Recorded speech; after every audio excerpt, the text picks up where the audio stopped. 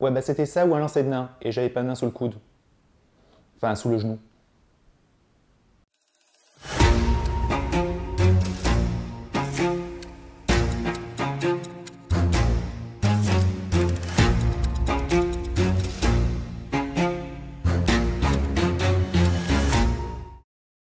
Bonjour à tous, nouvelle vidéo, et aujourd'hui on va parler de live action Disney. Yeah. On va être honnête 2 secondes, si Hollywood aujourd'hui nous noie sous les remakes, bah en réalité ça existe depuis toujours. Il y en a même certains qui sont devenus des films cultes, voire qui sont plus connus que leur original. Et même dans le cas d'une qualité moindre, bah un remake peut toujours être l'occasion de moderniser un propos ou bien de proposer un autre point de vue sur une œuvre que l'on pense connaître. Bon, malheureusement, aujourd'hui c'est davantage une question de marketing que de proposition artistique. Et pour un studio, un remake, c'est la voie de la facilité. C'est l'occasion de ramener une fanbase de l'œuvre originale pour voir une nouvelle version et donc potentiellement engranger des millions. La voie de la facilité sur le papier. Non, parce que dès lors que l'on adapte une œuvre qui est appréciée, difficile de savoir quel changement opérer et qu'est-ce qui doit être gardé. On connaît la capacité des fans à sortir le couteau dès lors que tel personnage, tel événement ou tel même visuel a été modifié. Mais bon, restons sur un point de vue artistique. Dans l'idée, un remake peut être quelque chose de très intéressant.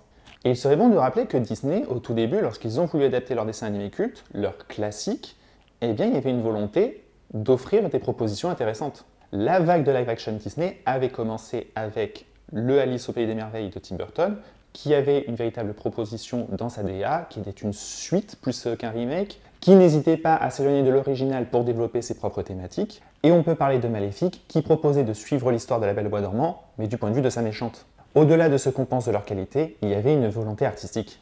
Et en réalité, les live-action Disney avaient commencé bien avant, dans les années 90, avec Le Livre de la Jungle et Les 101 Dalmatiens. Films qui se voulaient beaucoup plus réalistes dans le comportement de ces animaux, à tel point qu'ils ne les faisaient pas parler. Encore une fois, une vraie proposition. Non, ce n'est qu'après que c'est vraiment parti en couille. Parce que ouais, si on devait aujourd'hui résumer les live-action Disney, ce serait on fait exactement la même chose, on change juste 2-3 trucs, mais on le fait en moins bien. Le tout porté par des réalisateurs pas franchement compétents. Résultat, dans la moitié des cas, c'est mauvais, et dans l'autre moitié, c'est mauvais et de toute façon tout le monde les a oubliés. Je veux dire, est-ce qu'il y en a qui se souviennent qu'il y a eu un remake live-action de La Belle et le Clochard? De Peter Pan? Normal. Ils étaient juste là pour faire plus de contenu sur Disney+. Et même au cinéma, des films comme Cendrillon, Le Livre de la Jungle... Le problème des live-action Disney, comme je disais, c'est qu'ils veulent beaucoup trop être fidèles à l'original, mais jamais à réussir à reproduire la même magie. Et lorsqu'ils essayent d'apporter un peu de modernité ou de changer certains éléments pour apporter un peu plus de profondeur, ça a tendance à se casser la gueule, voire à contredire carrément les thématiques du film. L'apogée ayant sans doute été atteint avec Le Roi Lion, qui se veut un film extrêmement réaliste, d'ailleurs c'est même pas du live action, en réalité c'est que du CGI, mais qui du coup va retirer tout élément fantastique, en particulier des numéros musicaux. Mais bon, je ne vais pas revenir sur pourquoi ce film est une aberration artistique, il y a Link the Sun qui a déjà fait une vidéo très complète dessus, je vous mets la vidéo en description. En revanche, Pinocchio sorti sur Disney+, et réalisé par Robert Zemeckis, je sais même pas comment c'est possible tant le film est dégueulasse. Vraiment, rares sont les films à m'avoir mis en colère premier degré pendant mon visionnage. Au-delà de la laideur incommensurable du truc, il y a tellement d'éléments scénaristiques qui m'ont fait péter un câble. Je vais pas détailler, on n'est pas là pour ça. De toute façon, il me faudrait une vidéo de 50 minutes pour vraiment tout décrire. Mais voir juste l'île des garnements qui, dans le dessin animé, être un mauvais garçon, c'est fumer et jouer au casino. Et en revanche, dans le remake live action Disney, c'est casser des vitrines et des écoles. D'un côté, être un garnement, c'est fumer, boire et jouer, et de l'autre, c'est lutter contre l'autorité et le capitalisme. Ok, après, je sais que certains live-action ont une estime auprès du public. Je pense par exemple au Dumbo de Tim Burton. Perso, je l'ai trouvé assez plat et ennuyeux. Le Cruella de Gillespie est certes déjà mieux réalisé, parce qu'on a un vrai réalisateur derrière la caméra, mais je trouve qu'Emma Stone cabotine un peu trop. Mais perso, mon live-action préféré, c'est un de ceux qui est le moins connu, et c'est Jean-Christophe et Winnie. On est plus sur une suite que sur un véritable remake, puisqu'on parle de Jean-Christophe des années après qu'il ait quitté la forêt des rêves bleus. Et perso, j'ai vraiment été touché par les thématiques du film, comme perdre son âme d'enfant. Ça et le fait que je trouve que d'un point de vue technique, c'est vraiment très bon. J'aime beaucoup le design de Winnie et de ses amis, qui fait très peluche à l'ancienne, et je trouve qu'il y a des lumières qui sont absolument sublimes.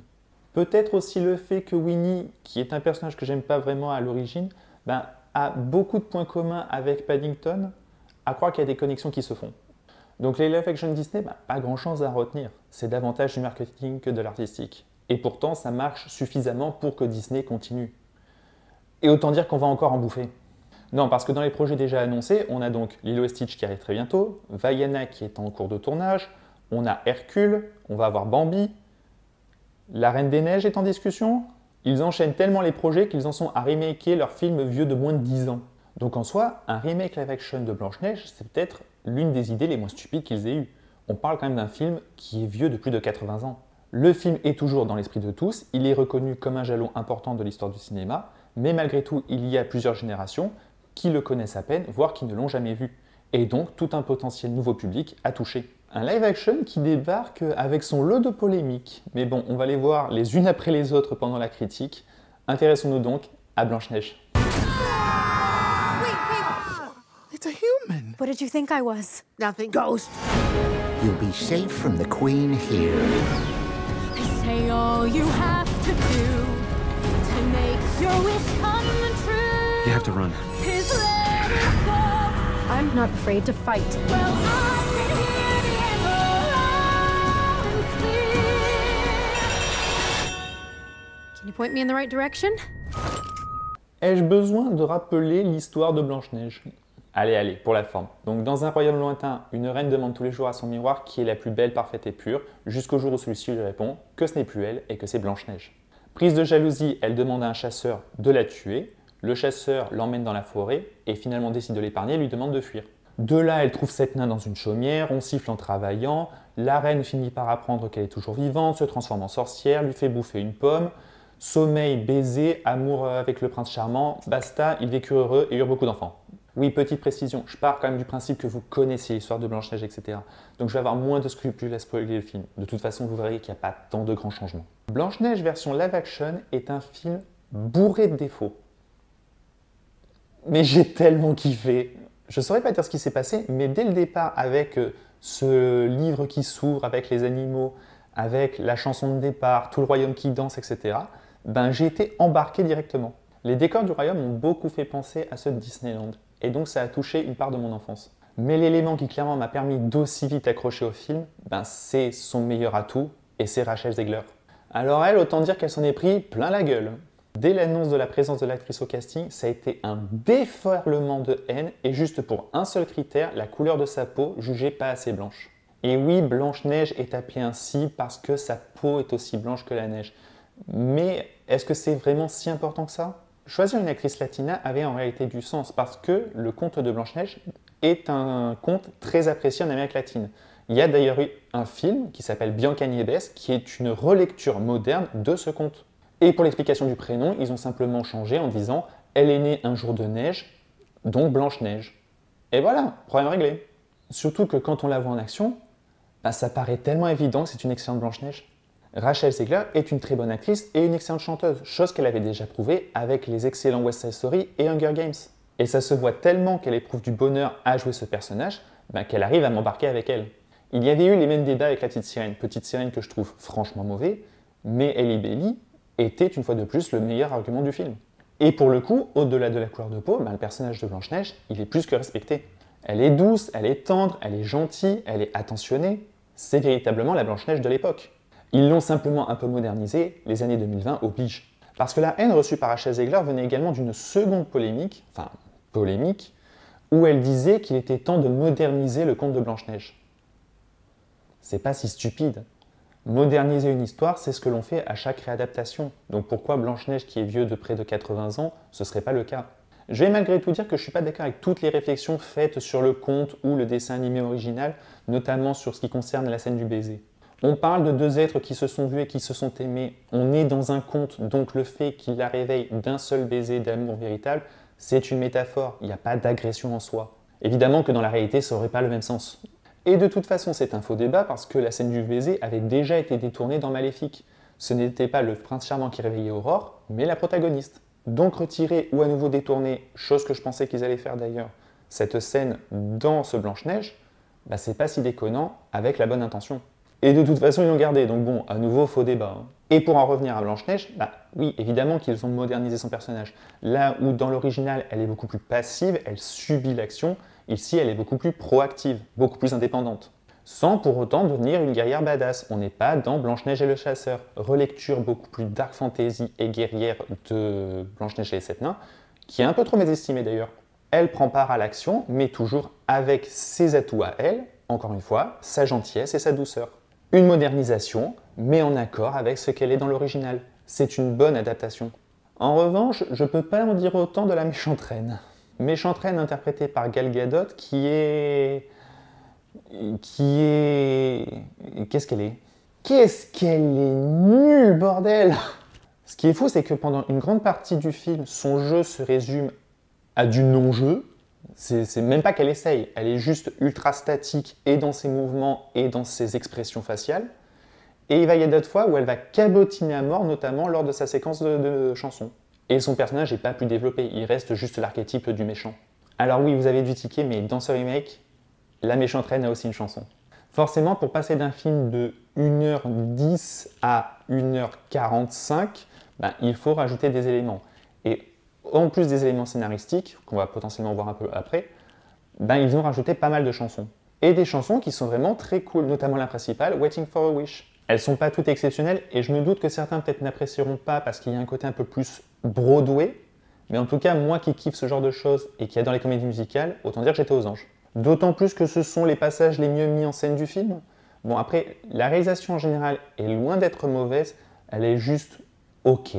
Mais j'avoue que ok, c'est un peu décevant venant de Mark Webb, sachant qu'il avait fait les Amazing Spider-Man 1 et 2, et que malgré tout, visuellement, il y avait des choses plutôt intéressantes dans ces films.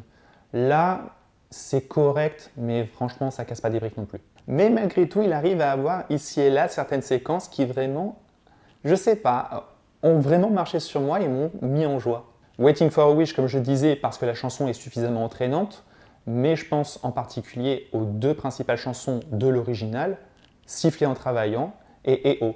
C'est vraiment là que Mark Webb va le plus s'amuser avec sa caméra et va nous offrir les meilleurs morceaux du film. De toute façon, tout ce qui a trait aux nains dans ce film, j'ai vraiment adoré. Nouvelle polémique avec les nains, enfin double polémique. À l'annonce du remake de Blanche-Neige, Peter Dinklage, aka Tyrion Lannister dans Game of Thrones, s'était plaint que l'on donne un peu trop de rôle aux personnes de petite taille, de personnes de petite taille, et donc de résumer ces personnes uniquement à leur handicap. Du coup, rétropédalage ou pas tant que ça de Disney qui dit que en fait ce ne sont pas des nains mais des créatures magiques, que ils prendront peut-être pas des acteurs mais les feront en CGI. Du coup, levée de bouclier de certains acteurs atteints de nanisme qui disent à Peter Dinklage t'es bien gentil d'ouvrir ta bouche mais en même temps t'as rien demandé. Vraiment un gloubi-bouga où personne n'est d'accord. Et avec toutes ces voix discordantes, difficile de savoir si le résultat que l'on a dans le film est dû aux polémiques ou si c'était prévu depuis le départ. En tout cas, ça n'a pas vraiment contenté tout le monde. J'ai même envie de dire que ça n'a contenté personne. Parce que dès leur apparition dans la bande-annonce, le design des nains s'est fait franchement critiquer, pour pas dire dézinguer. Et de ce que je vois dans les critiques que j'ai pu lire récemment faites au film, c'est un argument qui revient. Alors, je vais être honnête avec vous, moi je l'aime bien le design des nains. Là, on est purement dans le subjectif, donc je vais même pas chercher à vous convaincre. Cependant, j'ai l'impression que pour moi, le souci de design des nains, c'est pas tant une question de modèle que de direction artistique globale du film. Déjà, je trouve que techniquement, les nains sont très bien faits. Dès lors qu'on fait des gros plans sur leur visage, on voit énormément de détails, on voit de la texture. Vraiment, je trouve que les modèles sont franchement bien foutus. Là où j'aurais peut-être toujours un souci pour parler toujours de technique, c'est qu'il manque un peu d'interaction avec le reste du monde. On sent que dès lors qu'ils sont entre eux, il y a de l'interaction. Avec du décor numérique, il y a de l'interaction. Mais à contrario, avec les humains, on voit qu'ils essayent au maximum de ne pas le faire. C'est d'autant plus flagrant lors d'une scène de banquet où sont réunis les nains, Blanche-Neige, le prince, qui n'est plus prince d'ailleurs, c'est plutôt un chef de bandit, Jonathan, et sa bande de guélurons. On voit qu'ils sont tous un peu chacun de leur côté. Mais là où je peux comprendre les critiques d'un point de vue plus artistique, au-delà du fait du j'aime pas, encore une fois là c'est subjectif, c'est que j'ai l'impression que ces nains ne vont pas avec d'autres éléments du film. Au début du film, lorsqu'on est dans le royaume, on a des décors qui sont en dur. On a des vraies maisons, on a des vraies salles avec des vrais objets, etc. On a un côté beaucoup plus réaliste dans les designs et dans les vêtements. Cela se voit notamment sur le personnage de Jonathan et de ses acolytes qui ont des vêtements qui sont assez lambda. Mais dès lors que Blanche-Neige arrive dans la forêt, on va avoir une direction artistique beaucoup plus fantaisiste, avec des lumières beaucoup plus exagérées, beaucoup plus travaillées. La séquence où Blanche-Neige fuit dans la forêt va ressembler davantage à un cauchemar. Il y a un côté un peu illusion de Mysterio dans Spider-Man 2, si vous voulez. Donc ici, on embrasse pleinement le fantastique. Mais on a aussi les animaux et donc les nains qui, eux, vont avoir des traits beaucoup plus exagérés et qui sont plus cartoon. Les biches ont des yeux énormes, les tortues, les hérissons, etc. ont la possibilité de sourire. Les nains vont avoir des grosses têtes et des grosses oreilles. Chacune de ces directions artistiques se valent. Le problème, c'est qu'une fois ensemble, elles ne collent pas. Un élément trop cartoon ne peut pas arriver dans un élément trop réaliste. Et d'ailleurs, ça se voit lors du climax lorsque ces deux univers se confrontent. Mais au-delà de ça, dès lors que chacun est dans son coin, en réalité, ces directions artistiques marchent très bien pour moi. Le château a des splendides décors et la reine, les costumes sont vraiment très réussis. Tout ce qui est autour de la forêt, quand bien même on sent que c'est du numérique, ça reste suffisamment joli et bien fait techniquement. Et dès lors qu'il n'y a que les nains, c'est là que Mark Waid s'amuse le plus, que ce soit dans les gags, avec sa caméra, etc. D'ailleurs, c'est amusant de voir que le seul personnage qui arrive à passer de l'un à l'autre, encore une fois, c'est Blanche-Neige. Parce qu'elle est la seule qui va garder des éléments de chacun d'entre eux, en étant une vraie personne, déjà, vu que c'est Rachel Zegler, mais par sa robe, déjà, un côté beaucoup plus fantaisiste, voire un peu cartoon. Et donc, dès lors qu'elle agit avec les nains, ça passe nickel. Encore une fois, siffler en travaillant, meilleur passage du film. Mais ça marche aussi parce que les nains, ils sont touchants en fait. Quand bien même, dans l'absolu, ils n'ont pas tant de temps d'écran que ça, et ils restent les archétypes définis par leur prénom, ils arrivent à avoir suffisamment de personnalité et suffisamment de présence, à être vraiment l'élément comique sans être lourd, pour que vraiment je m'attache à eux. Et le meilleur ajout du film par rapport à l'original, c'est clairement le traitement de Simplet. De simple comic relief un peu stupide, il va passer à un personnage qui va avoir un vrai développement. Et sa relation avec Blanche-Neige est la plus touchante du film. J'aime énormément leurs interactions. Mais dans l'ensemble, j'ai bien aimé tous les personnages. Au-delà de Blanche-Neige et des nains, Jonathan, quand bien même est un peu ce cliché du gars avec ses petits pics mais qui cache un grand cœur, ça fonctionne malgré tout. Et les interactions et l'alchimie qu'il a avec Blanche-Neige marchent. Une fois encore, Blanche-Neige, c'est pas un grand film. Je crois même pas qu'on puisse dire que c'est un bon film. C'est un film correct. Mais par plusieurs de ces éléments, une Blanche-Neige douce et forte, les nains qui me font beaucoup rire, les gags en général de toute façon, tout ce qu'il y a autour de Simplet, les numéros musicaux qui sont très cool, en vrai, je passe un très bon moment devant le film. Là où je sens en général du cynisme derrière les live-action Disney, là, je sens une réelle envie de bien faire. Je sens une véritable sincérité, autant devant que derrière la caméra. Ça n'excuse pas tout, évidemment, Gal Gadot est toujours horrible, la mise en scène aurait pu être meilleure, on a toujours ce problème de ces différentes directions artistiques qui se battent en duel, mais ça fait longtemps qu'un des remakes Disney n'avait pas réussi à me rappeler le petit garçon qui regardait en boucle Blanche-Neige quand il était gamin. Et ça, c'est déjà un exploit. Voilà, c'est tout pour cette vidéo. Franchement, laissez une chance à Blanche-Neige. Le jugez pas uniquement sur ses trailers. Vous pourriez avoir une bonne surprise. On n'oublie pas de liker, de partager et de commenter. Dites-moi ce que vous avez pensé du film, dites-moi si vous êtes d'accord ou pas. On se retrouve très vite pour de prochaines vidéos. N'oubliez pas d'être curieux, allez au cinéma, regardez des films. Bye.